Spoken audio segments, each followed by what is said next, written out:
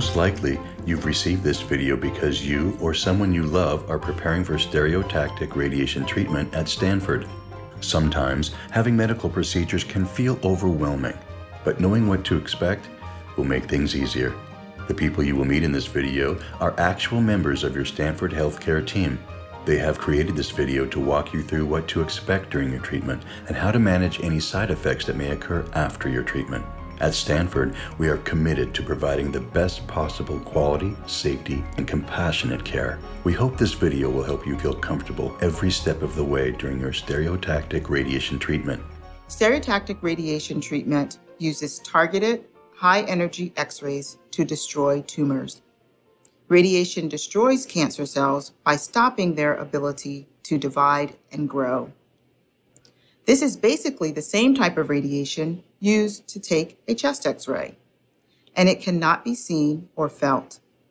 One advantage of stereotactic radiation therapy is that it is very precise. It zeroes in within 1 millimeter of a tumor cell. The types of stereotactic radiation machines at Stanford include Cyberknife, Trilogy, and Truebeam. Stanford has a track record of being pioneers in leading-edge radiation treatment. The first medical linear accelerator in the Western Hemisphere was developed at Stanford by Dr. Henry Kaplan, and the first patient treated in 1956. The first Cyberknife was developed at Stanford by Dr. John Adler, and the first patient was treated in 1994. We are now one of the only centers with 2 state-of-the-art Cyberknife systems, and in September of 2010, we treated our 5,000th patient, more than any other treatment center in the world.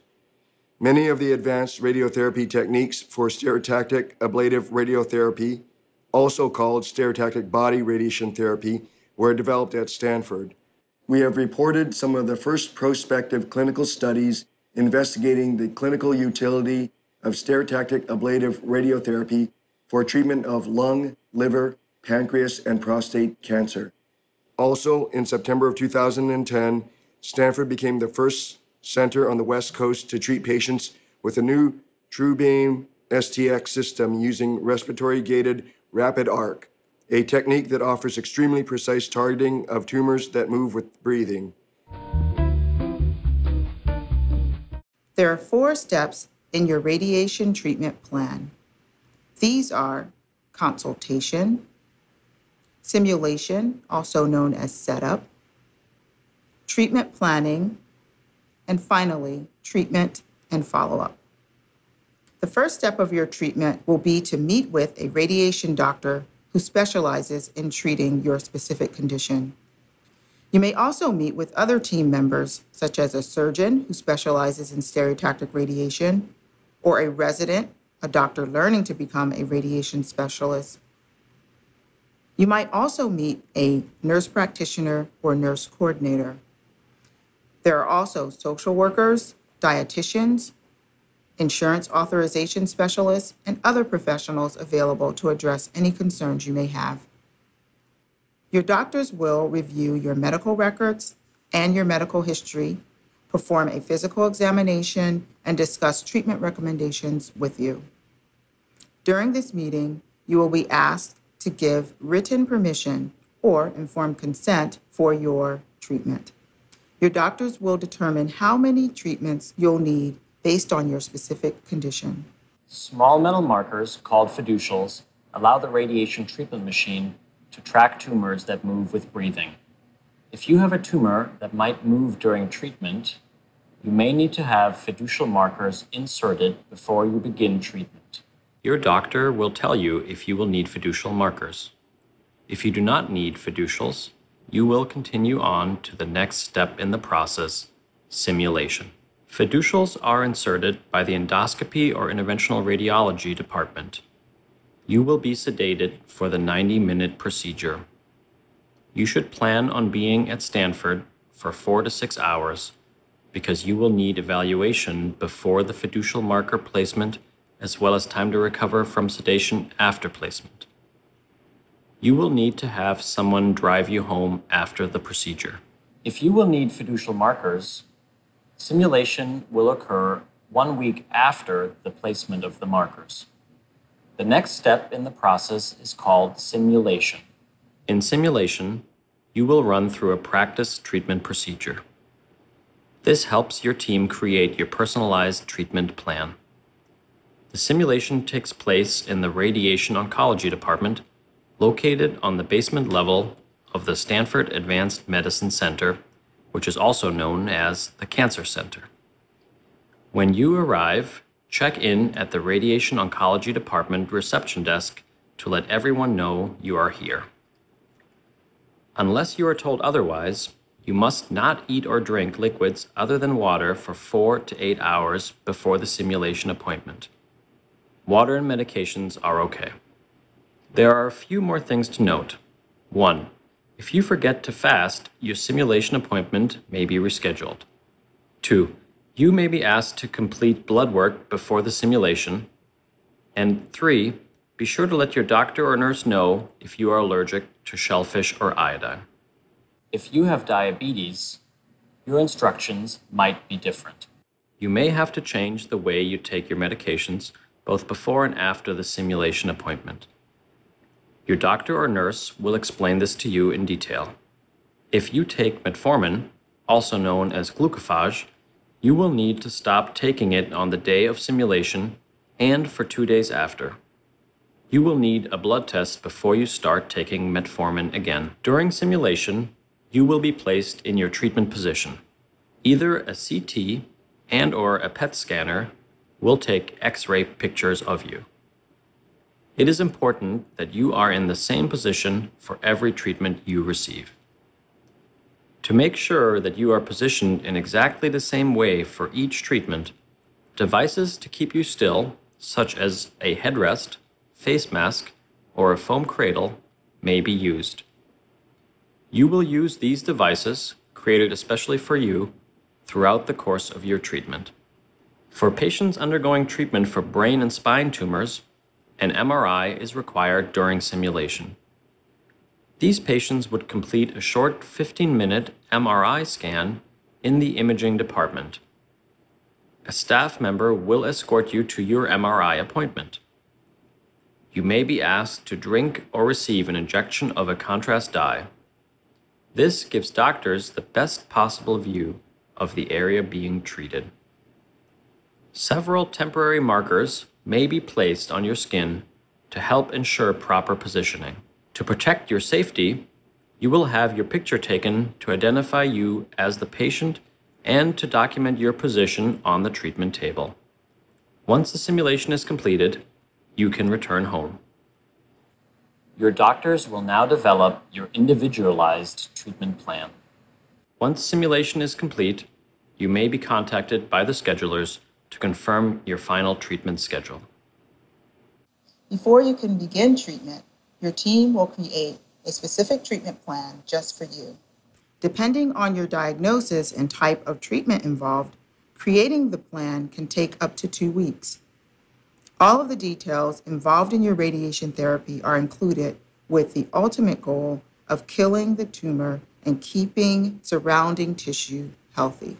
Once the treatment plan is complete, your entire team, including the medical physicist, radiation doctor, surgeon, and therapist, review the plan and perform their own verification checks for safety. When you arrive for treatment, check in at the reception desk. Wear comfortable clothes. You can listen to music you choose during treatment, so feel free to bring your favorite music.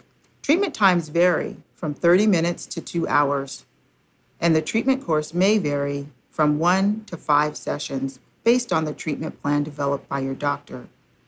If your tumor is in the abdomen, you may take medication to prevent nausea. Your physician will prescribe this medication for you to take twice a day for 14 days only. Take this medication 1 hour before your first treatment. Your doctor will provide specific instructions. Before each session, for patient safety, you will be asked to tell us who you are and what procedure you are having done. We will review your treatment record with you and answer any questions you may have. At the beginning of the treatment, images will be taken to make sure you are in the correct position. Although you will be alone in the treatment room during treatment, you are visible on monitors and there is an intercom so you can communicate with staff. During the treatment, you wear a headrest, face mask, or foam cradle that was made for you at the simulation. The machine will rotate around you and will make sounds. You will not feel anything as the procedure is painless. During the treatment session, images will be taken to make sure you are in the proper position. When treatment is complete, you may be given medications such as a steroid to manage inflammation or a pill for nausea. Your doctors will review plans for your follow-up care. Typically, you will have follow-up scans and a clinic visit in 2 to 6 months. You may be called at home to schedule this appointment. There may be side effects from your radiation treatment. These side effects may occur right after treatment or may occur months to years later. The side effects that you experience depend on the area of the body that was treated. Contact your nurse or doctor if you think that you may be experiencing treatment-related side effects. They will determine what is needed to relieve your symptoms. Most side effects can be managed by a phone conversation between you and your caregivers. Fatigue, feeling tired, is a common side effect of radiation therapy. Patients describe feeling weak, worn out, and tired. Remember to get 8 hours of sleep each night, take frequent naps and rest breaks if needed, and exercise routinely to help with the fatigue. Let's review the possible side effects that may happen in different parts of the body. These body sites are brain, head and neck, chest and abdomen, spine, radiation-induced tumors. You can fast forward to the area of your body that was treated with radiation. If you have a tumor in the brain, you may have headaches within the days or weeks after radiation treatment. The headaches can usually be managed with over-the-counter headache medications, such as Tylenol or ibuprofen. If this does not work, contact your nurse. Nausea may occur and is easily managed with anti-nausea medications. If your tumor is near the scalp, you may lose a patch of hair. This will occur within a month after radiation treatment and typically grows back. If your tumor is located in an area that puts you at risk for seizures, your physician will prescribe an anti-seizure medication on the day of treatment. And because the radiation can cause inflammation around the site that was treated, you may be given a steroid medication on each of the treatment days. This medication, called Decadron or dexamethasone, can cause difficulty sleeping and make you feel jittery, increase your appetite, and upset your stomach. Also, a delayed reaction, radiation swelling, can occur 6 to 18 months after treatment. This may or may not cause symptoms. These symptoms can be reduced or even stopped with steroids. Patients may experience headaches in the weeks after radiation treatment of skull-based tumors. These headaches are usually managed with over-the-counter medications, such as Tylenol or ibuprofen. If this does not work, contact your nurse or doctor. Patients with tumors located in the head may find the lining of the mouth to be red and sore. This can be treated with an oral rinse. Your nurse can teach you about recommended oral care plans.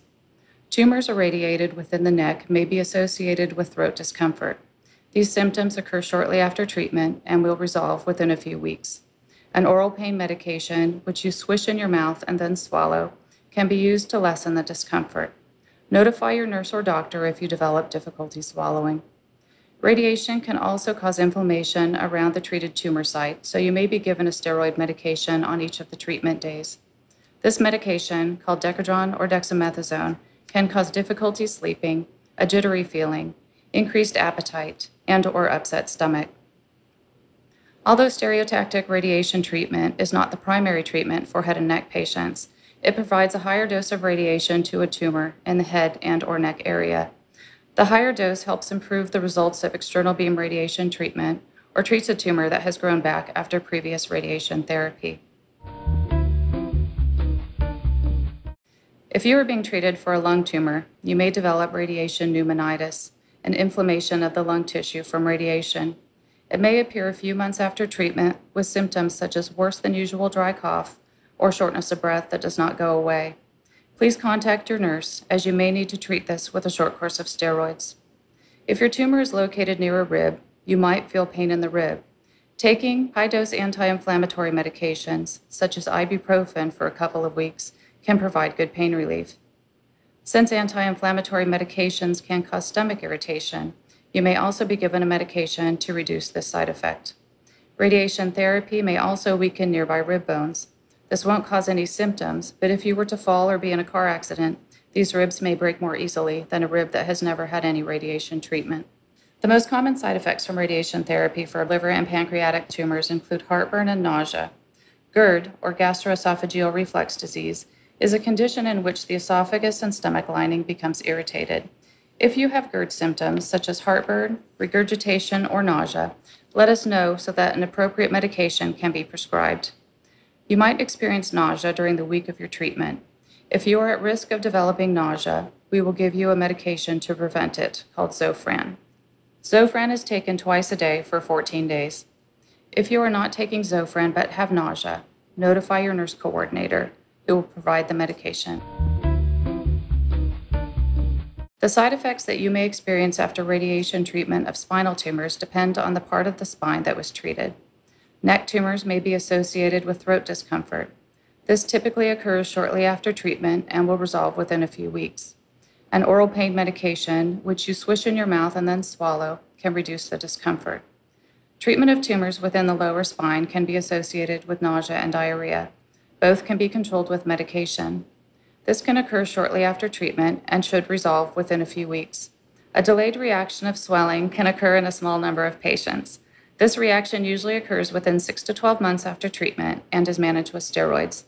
Notify your nurse or doctor if you experience weakness or numbness of the arms or legs or any problems with bowel or bladder function.